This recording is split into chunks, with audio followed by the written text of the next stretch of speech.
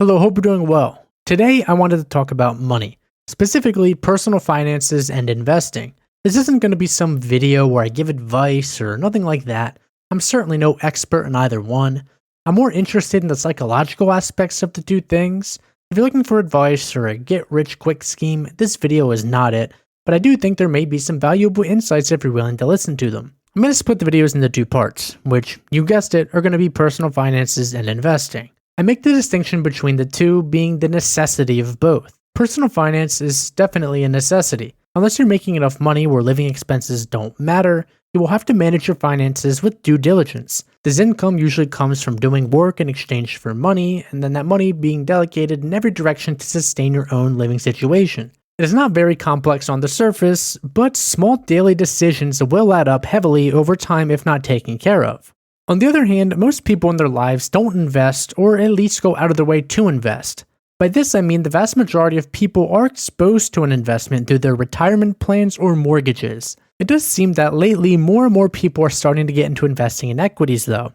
A lot of this is young people influenced by meme coins or short-term trading or something along those lines. This is sort of investing if you can call it that, but that's not what I'm really talking about. I'm referring to buying and holding on to specific stocks or bonds long-term to get a gain.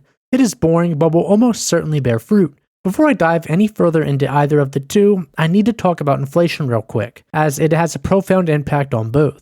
I'm sure you know what it is, or at least have heard of it being the reason of prices and groceries going up. Inflation, when under control, is not a problem and actually welcomed. The Federal Reserve's goal is to hit an average of 2% inflation. I'm not going to bore you with specifics, but they are pretty interesting to learn about. Essentially, they use a couple of tools like interest rates to manipulate the rate of inflation and keep unemployment at a certain level, but that's not really important for most people. What you need to know about inflation is that the Fed will not let deflation happen under normal circumstances, therefore prices will very rarely come down substantially. On an individual level, prices may change on some goods, but overall, they will consistently spend more and more money on the same product each year, no matter who's running the country. With all that out of the way, let's jump into personal finances. As a 25-year-old, the hardest thing about personal finances for me is my rent. It is consistently my highest costing thing every single month and the main driver in what I spend. I'd guess this is true for most other people also. The housing and renting market is really tough currently, there's no easy way around that. On top of this payment, you may have to pay utilities like water, electric, or the internet. You also have to buy things like groceries and foods. You probably have a car payment, insurance, toiletries, just a bunch of other shit too. All this adds up and leaves little left over for other things. And if you haven't moved out, I certainly don't blame you if it's unfeasible at the moment. Try to save as much as possible because once you do, it's way harder. Now, this begs the question though. What is the goal of personal finance? Is it to save for a down payment on a house, save up for a new car, build up an emergency fund? It could be whatever suits your fancy, but they all have one thing in common. You're trying to save. The whole point of personal finances is to save money and then use that money for something else. If the goal of personal finance is to save money, well, how do you go about it? There are loads of ways to save. I can sit here and list countless little things you can do to save more, but in the end, the main principles really come down to spending less and earning more. If you spend less money, you have more to keep, and if you earn more, well, you also have more to keep. So I'm going to separate these two into different sections, earning and spending. Your finances are very similar to a business where profit is your savings. And when it comes to spending, I would bet the house you aren't perfectly efficient with your money somehow, some way. Now for most, I would think that spending less is a lot more realistic to do short term than to just start earning more money. I know for me personally, I've been hooked on door dashing my food to my apartment lately and have wasted way too much money doing that. This is the most obvious way for me to cut spending. I need to get my lazy ass off the couch and drive to where I ordered the food. I compared what the cost would be for me if I just went and picked it up rather than door dashing it, and it was literally over double the price. It's insane and I hate that I've been doing it so much. It's one of those things where the food's just so good and I'm so lazy. It's a bad combo. What would really be even better would be for me not to eat out all the time at all and just eat the food I eat at the grocery store. Depending on what you buy and cook at home, this is leaps and bounds cheaper than eating out. I will say that this does sort of get canceled out by the fact I hardly spend any money on clothes or other tangible goods. I'm someone who's always hated spending my money unless it's for food or for video games. In those cases, I don't mind it. I would guess most people have their own vices when it comes to spending. If you smoke or drink a lot, that'll add up real quick. Or I see countless girls in my classes shopping for clothes on their laptop and coming in with the newest and trendiest water bottle. It can be anything, really. If buying things for some people makes them happy, then go for it. That doesn't really concern me at all. As long as you have everything else put together, it doesn't really matter. The one thing I do recommend, and just do it for like a month or maybe 2 months for comparison, just keep track of your spending the whole month on like an Excel spreadsheet and actually monetize or itemize what you actually spend on, and you will probably be very shocked at what you spend. It's probably way more than you realize. It's very easy to try to keep track of it generally inside your head, but it's almost always wrong. So if you do that, you're going to be shocked. When it comes to earning more, I don't really have anything to add. You can try some side hustle or get another job, but most of the time, earning more will be predicated in putting more years of work in to get a raise at your job. Once you do eventually get that raise, though, most people do end up falling victim to spending more also. So when you do end up earning more, don't go out and spend it all right away. Even with this new earnings, it's going to leave you stuck in the same financial situation. A nihilistic way of viewing this is that most of life is just a rat race. We continue to work and work until our deaths in pursuit of something for unknown reasons. I've stopped viewing life like this since it's very self-defeating and honestly just depressing. It does prove to be true though when you start spending more money when you earn more. You take 2 steps forward and then 2 steps back, leaving you in the same place. Now, is there any point in actually getting ahead? It depends on the person, I guess, but in my eyes, it's better to keep moving forward than to keep moving backwards or staying in the same place. That's just how I view it though, and if you enjoy spending more money and buying a fresh new car, then go for it. As long as you make enough money to live, there's no problem with what you do with the leftovers. Even if you decide to live paycheck to paycheck your whole life, it doesn't really matter. Personal finance is something that is, well, personal. There is no online guru that will solve your finances for you, and you need to take accountability for that.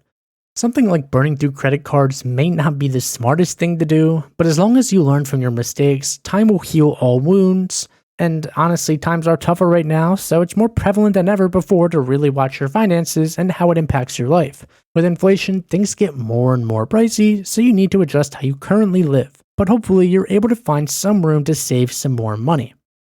By now you're probably asking, well, what's the point in saving if I have nothing else I want to buy? Well, I would tell you the answer is to start investing it. When I say the term investing, I feel like most people who have never done it before get a little bit scared because it's very, very overwhelming. If you just happen to turn on the Bloomberg channel on TV, I mean, there are so many numbers on there, and even as someone who's done it for a while now, I still have no idea what the fuck half of it means. Or if I do, most of it's negligent anyway. So I could definitely understand why it would be hard for someone to get into it in the first place. Now, like I mentioned earlier in the video, you probably already are a little bit invested whether you realize it or not. You know, if you're younger, you probably don't have a house yet. And I mean, that can kind of be viewed as an investment. Depends on who you ask, really. I think it probably does since, you know, you do have equity in it. But if you have like a 401k with your employer, you're exposed to the stock market. You just can't really take it out or play around with it at all. But even something like a simple savings account still gives you a tiny return. And it is quite negligent compared to what else is out there. But you might have heard the term before, make your money work for you, and that's exactly what it's doing. Now, there is a caveat that a lot of the times, the rate of interest you get in a savings account doesn't even keep up with the rate of inflation. So in the theory, your real rate, you're actually losing money, but that's for another day at another time. So what else is available to invest in? There are so many different things you can do with your money to invest. If you think of something, there's probably some sort of market for it.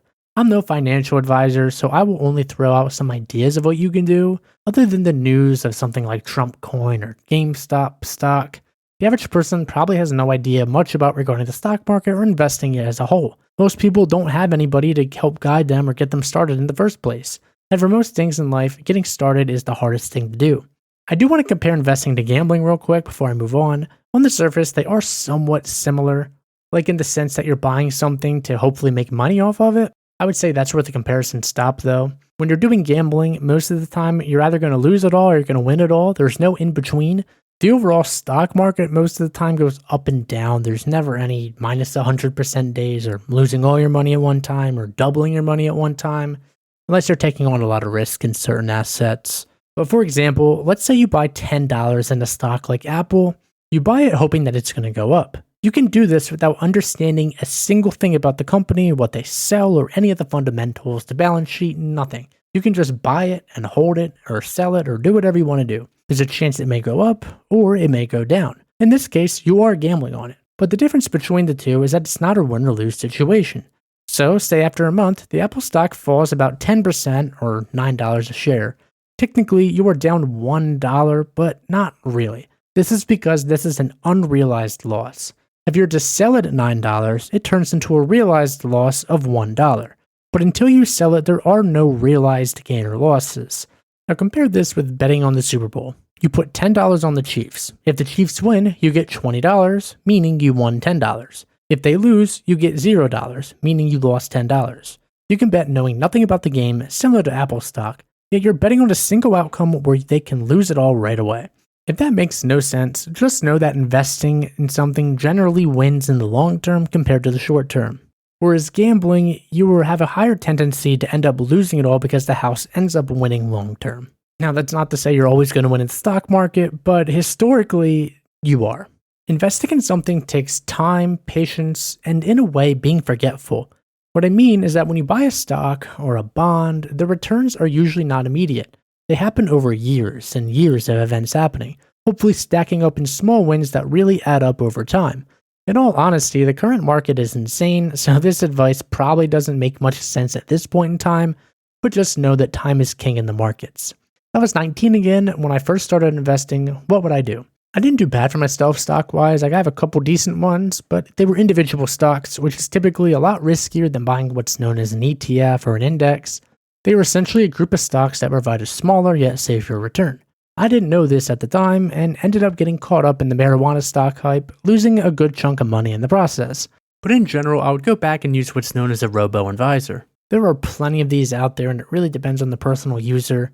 Like I use Betterment to manage it, but essentially they're just bots that take your money and put it and allocate it to different parts of the overall market based on your risk preference. In layman's terms, it will essentially follow the overall market and provide a steady return. Now, stocks aren't the only thing you can invest in. You have things like bonds, ETFs, commodities, rental properties, crypto, art, trading cards, whatever you can think of, there's probably something for it. Ideally, if you have a specific interest in an industry, that helps a lot since you will have some knowledge of it. There are countless amounts of things to put your money into. The biggest difference in them all really comes down to the risk. It's risky to buy crypto because it's so volatile, or it just changes prices very quickly in both directions. You probably know the saying of no risk, no reward, so that's literally what it is. Like I said earlier though, until you actually sell your crypto or stock or whatever you end up getting, the losses and gains are not actually real. So one thing to keep in mind is to not ideally sell things when they are down and sell them when they go up. That's a lot easier said than done though. Half the battle in investing comes down to the mental side of the game. When it comes to something like a bond or a rental property, these generally won't grow or fall as much as a crypto or a stock market, but these will provide consistent returns. US Treasuries, or US bonds, are the safest asset in the world. If you happen to own something like a rental property, that'll give you a pretty safe return each month, assuming you have good tenants. But again, that's another story for another day. I mentioned collectibles like trading cards or art. I'm a little torn on these as to how safe they are or even how valuable they are, but they are something that you can look into. Now, if you're ripping Pokemon packs and hoping for a prismatic Umbreon, then that's just gambling. If you're buying the cards and monitoring the market to resell them, I would consider that an unconventional way of investing. The final thing I will mention about all this is that there is no correct answer. Anything can happen at any time, and though they are rare, black swan events like COVID or the 2008 financial crisis can happen. If I'm being honest, if you're aiming to get ahead, you can't just follow the crowd. You have to be willing to take some risks and do some things that others aren't willing to do. Getting ahead isn't all that great though, and quite frankly, investing for the long term is probably the way to go. You probably only hear about the people who actually succeeded in life and not about the thousands who actually failed, so your odds are very much against you if you do stray away from the crowd. There's nothing wrong with hopping in line. Something you can do right now that'll help you out in the future will be setting up a retirement account like a Roth IRA with Fidelity or putting $100 a month into Betterment, and that'll provide a shocking amount of money by the time you're older. Try using the compound interest calculator I put in the description, and you can see for yourself how well this strategy will work. Something to keep in mind is that the market can stay irrational longer than you can stay rational. meaning the market does what the market do. There are countless other videos or books or classes that you can take to learn more about investing or personal finance. I just wanted to make this video just to get the idea out there. It's up to you to learn about it and apply the knowledge you do end up learning. Like I mentioned in the beginning of this video, there is no easy way to get rich quick or some online video that will rescue you. It is up to you, and you certainly are capable of learning and applying the knowledge you get. If you have any thoughts or questions, let me know in the comments. That being said, have a great day, and thanks for watching.